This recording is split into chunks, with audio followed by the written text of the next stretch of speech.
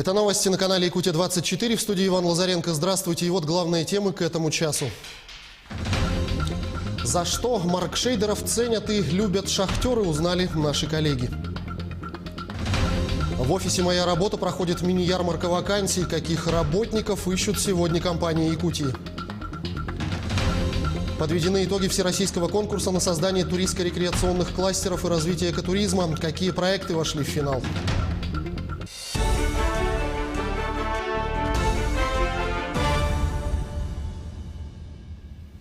21 октября состоялось открытое заседание Конституционного суда республики на проверке конституционности отдельных положений приказа Министерства труда и социального развития Якутии, устанавливающих условия компенсации расходов на оплату стоимости проезда и провоза багажа к месту использования отпуска и обратно. А именно вот этот момент. Работнику организации и членам его семьи компенсируется стоимость проезда к месту использования отпуска и обратно при условии нахождения в промежуточных пунктах маршрута следования к месту использования отпуска и обратно не более 5 суток для каждого населенного пункта, кроме городов Москва и Якутск. Итоговое решение Конституционного суда республики по настоящему делу будет оглашено публично 18 ноября. В России составили рейтинг самых высокооплачиваемых профессий на удаленке. Таковыми, по мнению сервиса по подбору персонала, являются программисты-аналитики, веб-дизайнеры, верстальщики интернет-страниц. Герою нашего следующего сюжета режим дистанционной работы не знаком. Он маркшейдер. Провести съемку горных выработок дома невозможно. За что маркшейдеров ценят и любят шахтеры, расскажет Ирина Балкова.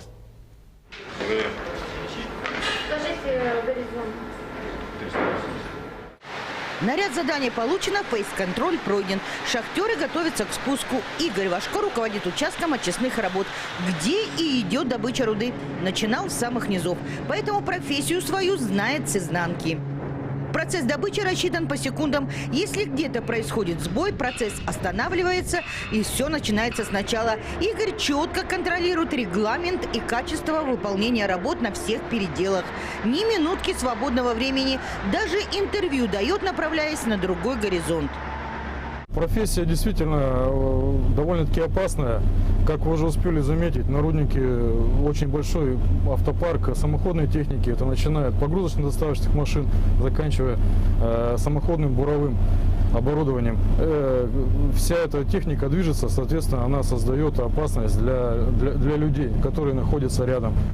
Кроме твердости характера и силы духа, необходима решительность. И работа в подземке воспитала в нем это качество. Кирилл Новиков знает о возможной опасности, но все равно идет на работу с удовольствием. Он управляет погрузочно-доставочной машиной. Кирилл – представитель целой династии горняков. Все свое детство слышал от деда и отца рассказы про людей, работающих в шахте.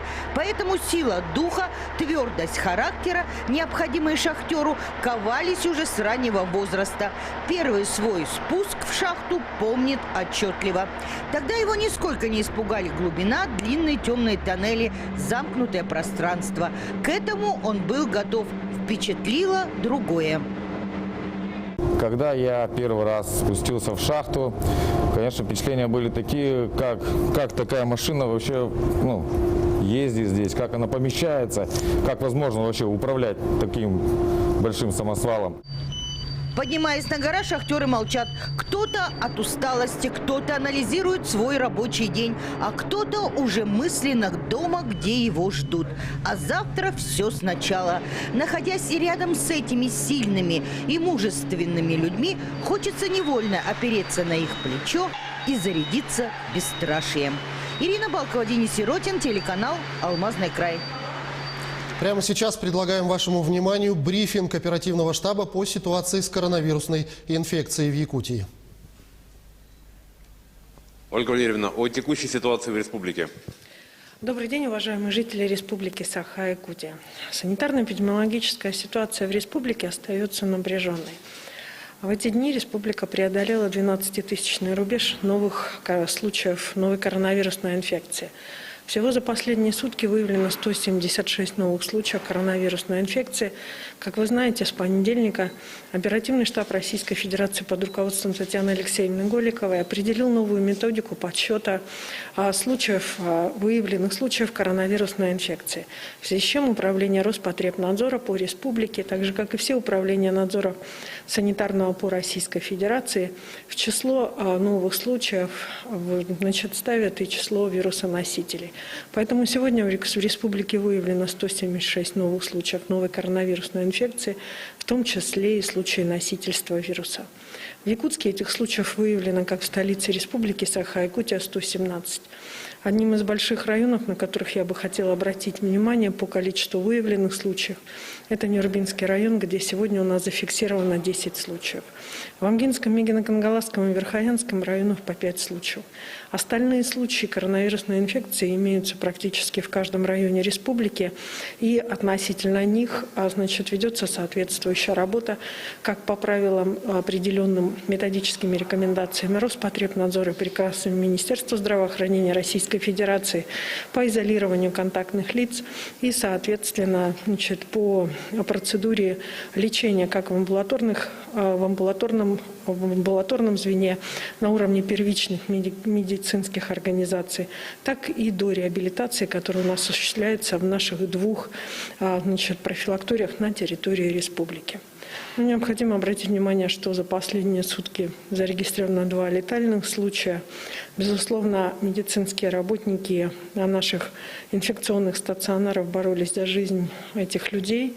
Однако необходимо обратить внимание, что большинство наших умерших, ушедших от нас земляков в основном имеют сопутствующие заболевания.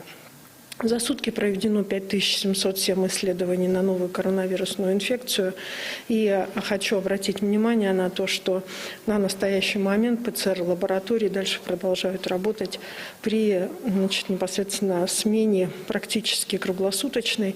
4 смены работают, 3 смены работают, и 1 смена непосредственно уже осуществляет полный контроль за тем и, соответственно, дезинфекцию помещений. Сегодня в нашей республике нам необходимо понять на то, что постоянно находиться в таком состоянии ограничений в том числе для лиц пожилого возраста и тех, кто имеет хронические заболевания, достаточно сложно. Поэтому наша задача сейчас создать все безопасные санитарные условия. Магазины наши должны быть безопасны, школы, театры, клубы, детские сады непосредственно безопасны для того, чтобы минимизировать именно распространение инфекции. Вирус, соответственно, сегодня существует, и наша задача сделать все для того, чтобы минимизировать риски им заражения. Такова ситуация на сегодня в республике Саха-Якутия. Это был брифинг оперативного штаба по ситуации с коронавирусной инфекцией в регионе. Мы возвращаемся к новостному выпуску. В офисе «Моя работа» проходит мини-ярмарка вакансий. В связи со сложной эпидемиологической ситуацией в городе все мероприятия офиса «Моя работа» проходят в дистанционном онлайн-формате. Сегодня работников ищут строительные компании на вакансии разнорабочие, грузчики, уборщики, машинисты экскаватора, электросварщики. Кроме того, будет проведен онлайн-вебинар на тему «Как повысить свою конкурентоспособность в условиях пандемии», а также специалисты центра ответят на вопросы о переезде безработных граждан в другие регионы и проконсультируют об услугах, которые оказывает офис «Моя работа». В формате онлайн, то есть мини-ярмарку мы будем проводить через площадку Zoom, онлайн-вебинары и также информирование граждан мы проводим через площадку у нас Instagram. У нас есть Instagram-канал, где у нас более 5000 подписчиков. Для тех граждан, которые не успели по каким-то причинам поучаствовать в ярмарке, они могут нам напрямую обратиться через Instagram, через наши телефоны стационарные и могут направить свое резюме. Выставка «Арктика. Культура и климат», на которой представлены более 40 предметов из коллекции Музея антропологии и этнографии имени Петра Великого, Кунсткамеры, открывается в Британском музее сегодня.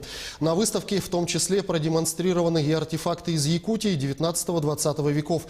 В основном гривны, женские серебряные украшения, а также шаманские костюмы и бубны эвенков. Особое внимание привлекает экспозиция «Эсэх», специальный заказ Британского музея, выполненная якутским мастером Федором Марковым.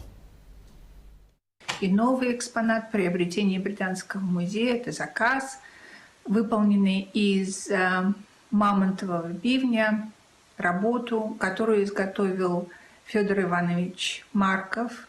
Работа совершенно недавно добралась до Лондона и представляет собой картину изображения праздника Эссех.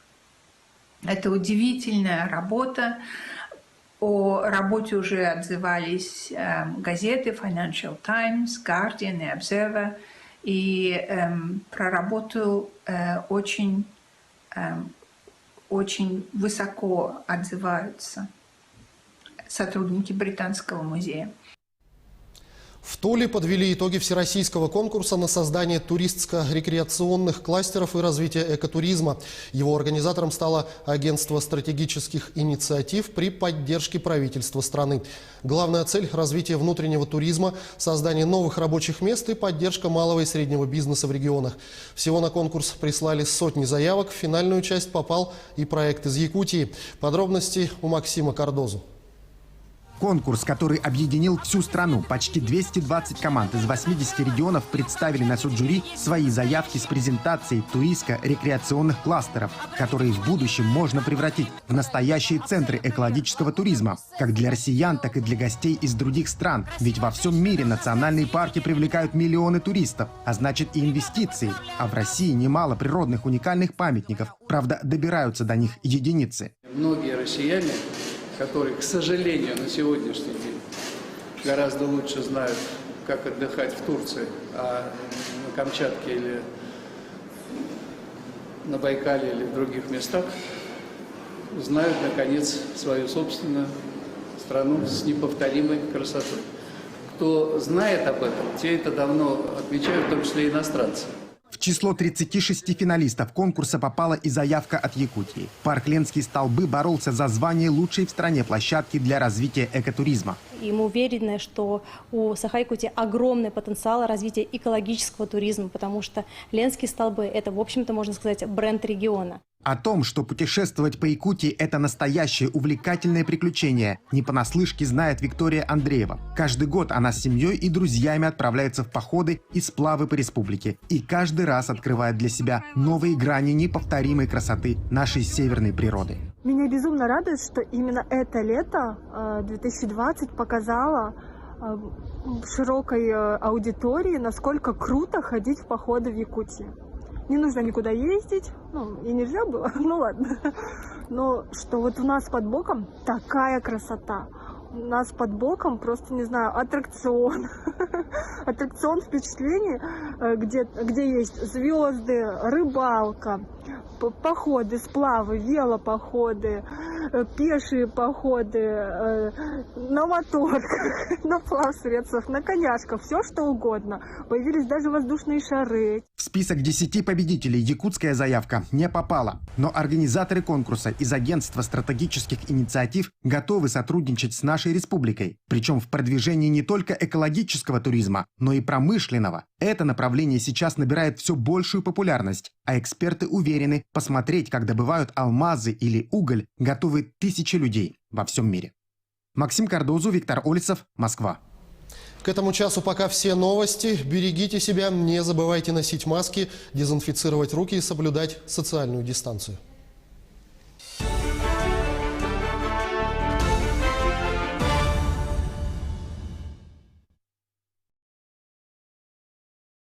Звонок от лица оператора.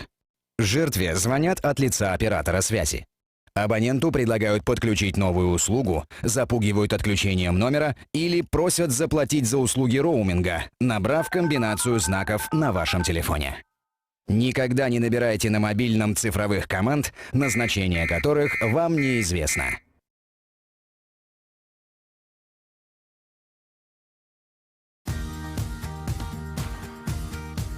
Как не пустить коронавирус на ваше рабочее место? Не касайтесь руками дверных ручек, перил и кнопок в лифте. Старайтесь не ездить в полном лифте. Помойте руки сразу, как пришли на работу. И делайте это как можно чаще в течение дня. Откажитесь от рукопожатий, хотя бы на время. Соблюдайте дистанцию. Держите рабочее место в чистоте. Дезинфицируйте предметы, к которым прикасаетесь. Проветривайте помещение.